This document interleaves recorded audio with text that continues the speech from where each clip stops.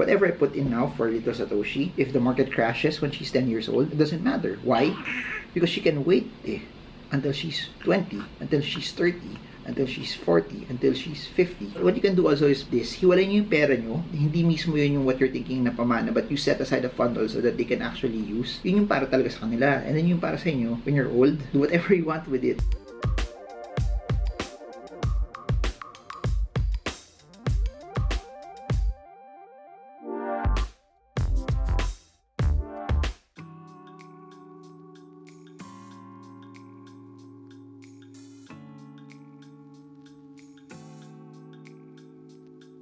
Hey guys, so since little Satoshi is with me in this video, she can't sleep, so I had to put her in my lap. I thought about talking about what investments should you have for your babies, what would be the best investments for them at a very, very young age. So the first thing that comes to my head always is that when they're young, you can take as much risk for them as possible, because even if the investment that you put their money into goes to zero, they'll be okay because you'll be providing for them. They don't have to worry about payment for Meralco. They don't have to worry about other payments that they would actually incur. It's not a very, very big concern for them also. When you put it in investments that are especially for the long term, maybe what you can do is put it right now, and then they could touch it when they're 18 or when they're older already, so that it could be an option for them that if they want to go to college, you can use that money already, or if they want to use it to start their own business, they could use that money already for business, or if they just want to take that money and then just be an investor all their life. Imagine this, if they're 0 years old or they're less than 1 year old, and then you start investing for them up until they're 18, or even if 19 or 20 or 21,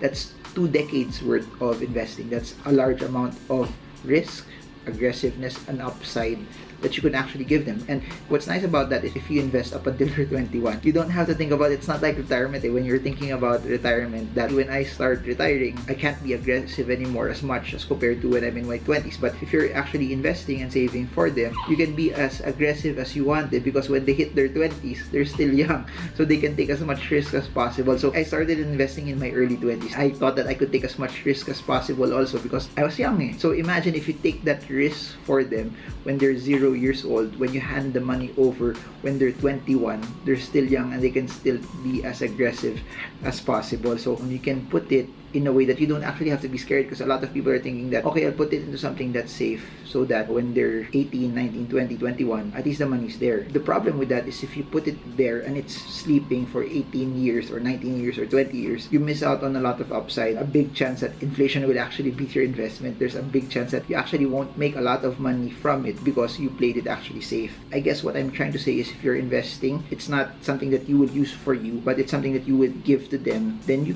could take as much risk as possible. You could deploy as much capital as possible on assets that are very, very, very, very, very risky, because you don't need the money. You could go long on different stocks that have so much value over the long term. Stocks or companies that you know that will be there. I'm not saying just carelessly buying stocks up. It has to be something also that you study. Think about, will Coca-Cola still be here 18, 19, 20 years from now? Will Apple still be here 18, 19, 20 years from now? Will Google still be here 18, 19, 20 years from now? So you have to ask those questions. What do you think would be stocks? What do you think will be companies that will be here, at least from your own analysis, your own judgment, your own standpoint, that by the time they hit 18, 19, 20, 21, there's money that they can draw from or they can actually use. So people are asking me, what's the best investment for college education? If there's zero, you can put it in as much assets that have as much risk, and that could even be Bitcoin, that could even be Ethereum. Please do note that when I say Bitcoin also, you have to understand it fully well, because it's something that's very, very volatile. But you shouldn't let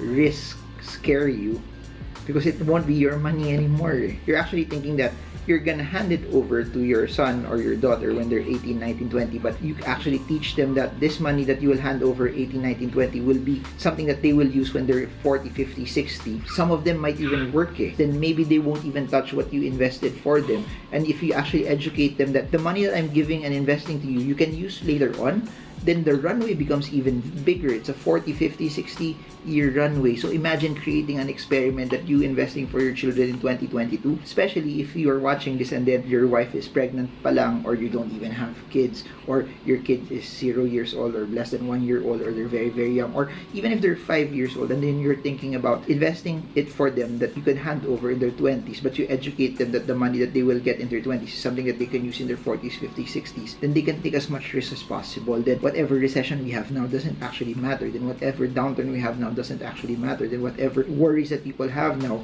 if you're investing it for the long term, it doesn't even matter. Of course, it will sound emotional, especially if you put in a large amount of money and then you see the market crash in the next 10 years. Whatever I put in now for little Satoshi, if the market crashes when she's 10 years old, it doesn't matter. Why? Because she can wait until she's 20, until she's 30, until she's 40, until she's 50. What you can do also is this, hiwalay nyo yung pera nyo, hindi mismo yun yung what you're thinking na pamana, but you set aside a fund also that they can actually use. Yun yung para talaga sa kanila. And then yung para sa inyo, when you're old, do whatever you want with it. Enjoy life also with it, because it's not irresponsible, because you already set aside something for them.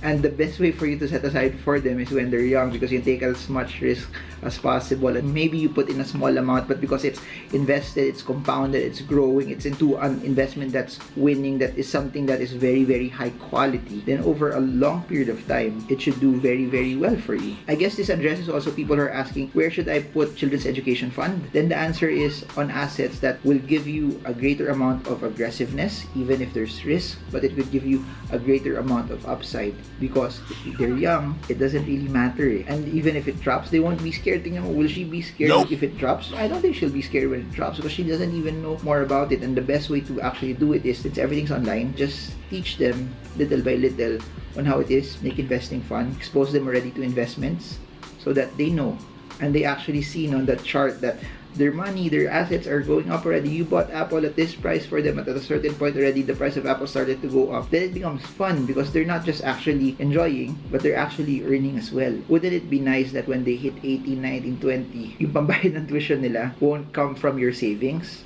but from what you invested with them at the start? Yung money na invest mo sa kanila, you don't have to pressure yourself to think about what they'll do with it, because you've educated them for past 10 to 18 years already, that they already know what to do with the money, that they could start a business off of it also. Wouldn't that set them up for a better position also financially? And that would also set you up also financially. Flip it up also, that it won't come to a point that your children would be relying to you for support when they're in their 30s or in their 40s also. You save up for them, you give them opportunities already also to create wealth on their own. People always say that yung pinakamaganda yung may pamamana ka na pera, which is not wrong also, but the best mana that you can give them is the ability to have opportunities for them to earn on their own and forge their own path also, and earn money on their own. It's harder to appreciate money if everything was given, and it's something that they wouldn't learn on their own or generate on their own. It's easier to appreciate money if it's something that's worked hard for, it's something that's generated well, it's something that they take the time also to appreciate. So there,